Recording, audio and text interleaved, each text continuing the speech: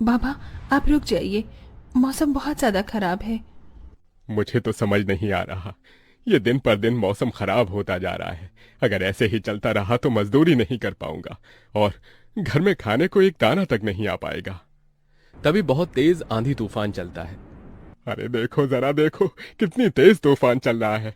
अरे महेश बेटा, तू झोपड़ी के ऊपर तिरपाल तो लगा कर आया था ना? हाँ बाबा, लगा दी थी तिरपाल। और उसके ऊपर तूने ईंटें रखी थी या नहीं? बाबा, ईंट रखना तो मैं भूल गया।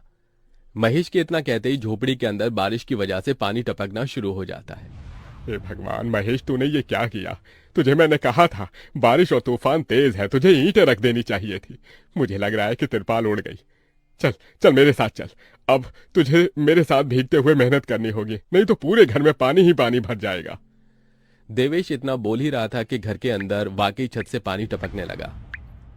हाँ पिताजी, आप सही कह रहे हो, चलो चलते हैं जल्दी से। दोनों बाप बेटा बारिश में बाहर निकलते हैं और झोपड़ी की छत पर तिरपाल को सही से लगाना शुरू कर देते हैं। अरे बेटा, ईंट को अच्छे से रखना, कहीं ईंट गिर न जाए। ठीक है पिताजी, सही सही रखूंगा। महेश इतना कहकर अच्छे से ईंट से तिरपाल को दबाने लगता है, जिससे छत ढक जाती है और झोपड़ी में पानी टपकना बंद हो जाता है। लेकिन इसी के चलते हुए बेचारे दोनों के दोनों बहुत बुरी तरह भीग जाते हैं। अरे चलो बेटा, बहुत ठंड हो रही है, बाहर घर में चलते हैं। चलो, बरसात में मौसम बिल्कुल ठंडा हो गया है। हाँ पिताजी, आपने बिल्कुल सही कहा, चलिए। जब दोनों बाप बेटा घर के अंदर आ जाते हैं तो मेघा उन्हें सूखा कपड़ा देती है और अपना शरीर पोंछने के लिए कहती है।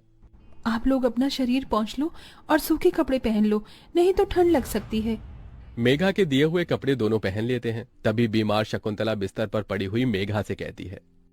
अरे बेटी, तूने खाने के लिए कुछ बनाया नहीं? माँ, मैं बारिश के रुकने का इंतजार कर रही हूँ। घर के अंदर खाना कैसे बनाऊंगी? सारे में धुआं ही धुआं हो जाएगा। मेरी दवाई का समय हो गया है और मुझे भूख भी लग रही है। ठीक है माँ, मैं कुछ करती हूँ। मेघा अपने सिर पर एक सफेद कट्टा रखकर बारिश से बचते हुए बाहर से कुछ ईंटें लाकर घर के अंदर ही छोटा सा चूल्हा बना लेती है और उसी पर खाना बनाना शुरू करती है। अरे बेटी, पूरे घर में धुआं ही धुआं हो गया है। पिताजी, खाना बनाना भी तो बहुत जरूरी था। मेघा जैसे तैसे करके जल्दी जल्दी खाना बना लेती है। वो खाने में नमक मिर्च वाले चावल ही बना पाती है। माँ, माँ उठो, ये लोग खाना खा लो। शकुंतला मेघा के हाथों से खाना खाती है। शकुंतला के पूरे शरीर को पैरालाइज हुआ था, जिसके कारण ना तो वो हिल सकती थी और ना ही वो उठ सकती थी। मेरी प्यारी बेटी, इतनी कम उम्र में तेरे ऊपर कितनी जिम्मेदारी आ गई। हम गरीबों का कुछ नहीं हो सकता है। इस गरीब झोपड़ी के अंदर हम कैसे कैसे दिन देखते हैं। कोई बात नहीं माँ, बच्चे समय के अनुसार बड़े होते हैं, लेकिन मैं समय से पहले बड़ी हो गई हूँ। आपको तो खुश होना चाहिए। मैं तो इस कदर लाचार हो गई हूँ कि तेरे सर पर हाथ रखकर तुझे आशीर्वाद भी नहीं दे सकती बेटा। शकुंतला की आंखों से आंसू निकल रहे थे। मेघा उसके आंसू पोंछकर अपनी मां को हौसला देती है, जिसके बाद वो अपने भाई और पिता के साथ बैठकर खाना खाती है। बारिश होती ही रहती है, लेकिन बारिश रुकने का नाम ही नहीं लेती। खाना खाकर वो सभी सो जाते हैं। आधी रात के समय जिस तरफ शकुंतला का बिस्तर होता है, वहां पर पानी टपकना शुरू हो जाता है। अरे ये क्या, पानी टपक रहा है। मेघा, मेघा, लगता है सो गई। अब मैं क्या करूं? ये पानी तो धीरे धीरे टपकता ही जा रहा है।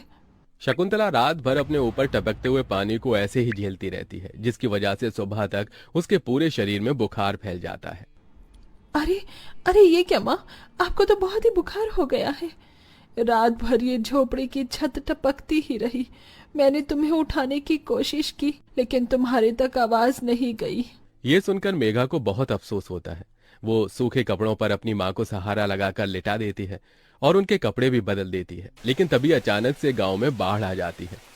अरे अरे ये क्या हो, यहाँ तो पानी भर रहा है। अरे लगता है गांव में बाढ़ आ गई है। अरे हम लोग क्या करें? अरे बेटा महेश, अरे भाई, अपनी माँ को कंधे पर उठा, नहीं तो हम सभी बह जाएंगे। अरे पानी में कोई जुगाड़ करता हूँ बेटा। देवेश फौरन घर के बाहर जाता है। जहां वो आसपास देखता है, उसे एक रेडी दिखाई देती है। देवेश उसे लेकर आता है, जिस पर शकुंतला को लिटा देता है। अरे चारों तरफ पानी ही पानी हो रहा है, हमें अब यहाँ से जाना होगा, नहीं तो पानी में हम डूब जाएंगे। तभी अचानक से उनकी झोपड़ी पानी में डूबकर बह जाती है। हमारी